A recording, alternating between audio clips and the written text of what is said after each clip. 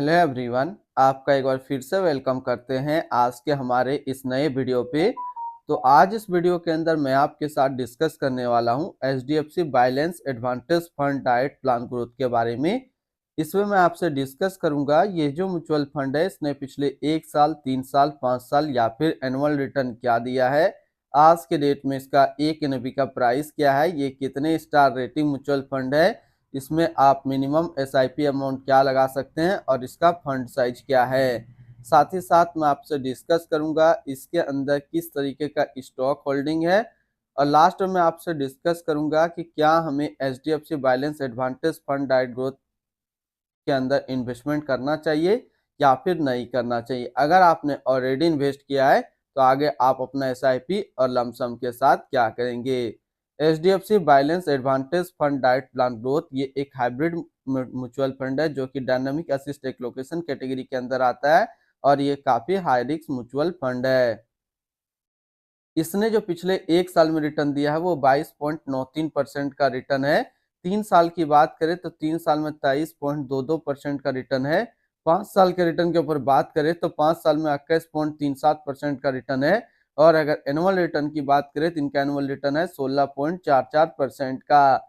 ध्यान देंगे अभी जो भी रिटर्न मैंने आपके साथ यहाँ पे डिस्कस किया ये इनका वन टाइम यानी कि लमसम का रिटर्न है। अगर आप एक बार में कुछ पैसा इन्वेस्ट करते तो आपको ये रिटर्न देखने को मिलता। अगर आप SIP के थ्रू इन्वेस्टमेंट करेंगे तो रिटर्न आपको कुछ और मिल सकता है। क्या मिल सकता है ये चीज मैं इसी वीडियो के अंदर आपके साथ डिस्कस करूंगा। NAV के ऊपर आप बात करें तो आज के रेट में इसका एक NAV का प्राइस है 549 रुपया 90 पैसा। रेटिंग की बात करें तो ये 5 स्टार रेटिंग म्यूचुअल फंड है। इसमें आप मिनिमम SIP अमाउंट 100 रुपया लगा सकते हैं और इसका फंड साइज है 96,535 करोड़ का। यानी कि अभी तक HDFC बैलेंस एडवांटेज फंड के अंदर जो टोटल पैसा लगा हुआ है वो टोटल 96,535 करोड़ रुपया लगा हुआ है।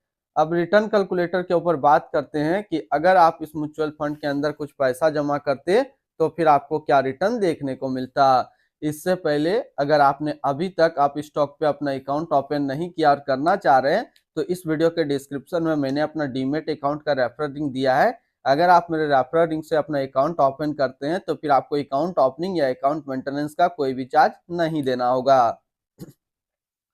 अगर आप इस म्यूचुअल फंड में 5,000 रुपया पर मंथ जमा करते तो 1 साल में आपका पैसा जमा होता 60,000, आपको मिलता 63,722 रुपया। यानी कि 1 साल में SIP के थ्रू आपको करीब 6% का रिटर्न देखने को मिलता। 3 साल की बात करें तो 3 साल में आपका पैसा जमा होता है 1,80,000, आपको मिलता 2,55,731 रुपया।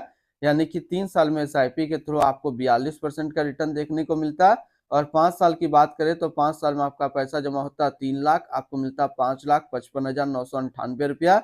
यानी कि 5 साल में SIP के थ्रू करीब आपको 85% का रिटर्न देखने को मिलता।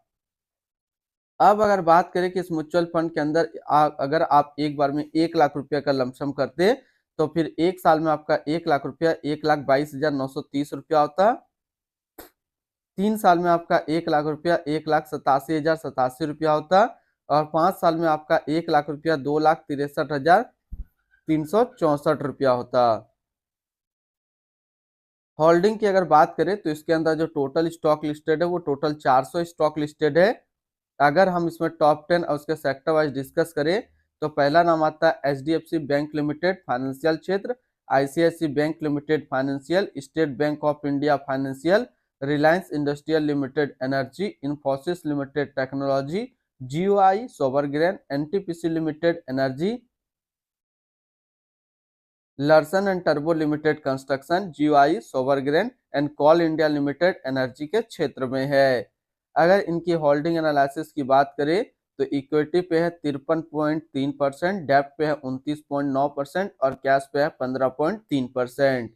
इनकी इक्विटी सेक्टर एलोकेशन की अगर बात करें तो फाइनेंशियल पे है 31.7, energy 20%, others 15.7, construction 8, automobile 7.7, health care 6, technology 5.9 और कैपिटल गुड्स पे है 5.1%। यानी कि अगर आप HDFC बैलेंस एडवांटेज फंड के अंदर अपना पैसा इन्वेस्ट करते हैं तो आपका पैसा इन सारी कैटेगरी पे डिस्ट्रीब्यूट होकर के लगेगा। इनकी डेप्थ सेक्टर एलोकेशन की अगर बात करें तो अदर्स पे है 39.5, सोवरग्रेन 32.2 और फाइनेंशियल पे है 28.4 का। इनके एडवांस रेशियो की अगर बात करें तो इसका प्राइस टू अर्निंग रेशियो 19.08 और पीबी रेशियो 3.04। अगर आप इस म्यूचुअल फंड के अंदर इन्वेस्टमेंट करना चाह रहे हैं तो फिर लमसम या फिर एसआईपी दोनों आप 100 रुपये से स्टार्ट कर सकते हैं।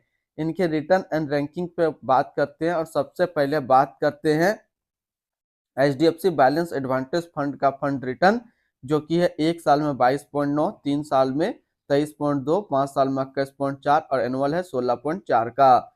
वहीं पे इस कैटेगरी का जो एवरेज रिटर्न होता है यानी कि hybrid dynamic assist allocation mutual fund का एवरेज रिटर्न 1 साल में 18.4, 3 साल में 12.1, 5 साल में 13.1 का है। तो यहाँ से देखेंगे ये म्यूचुअल फंड 1 साल, 3 साल या फिर 5 साल हमेशा अपना कैटेगरी एवरेज से ज्यादा रिटर्न निकाल करके दिया है।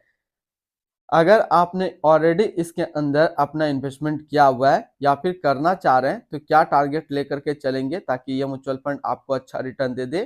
तो यहाँ पे 2 टारगेट दूंगा, एक तो लमसम, दूसरा एसआईपी। लमसम का जो टारगेट रहेगा वो रहेगा 5 साल और एसआईपी का जो टारगेट रहेगा वो रहेगा 8 साल। अगर आप इतना टाइम तक कंटिन्यू अपना इन्वेस्टमेंट को रखते हैं तो ये म्यूचुअल फंड आपको काफी अच्छा रिटर्न दे देगा, आपको किसी और अदर म्यूचुअल फंड में इन्वेस्ट करने की जरूरत नहीं पड़ेगी।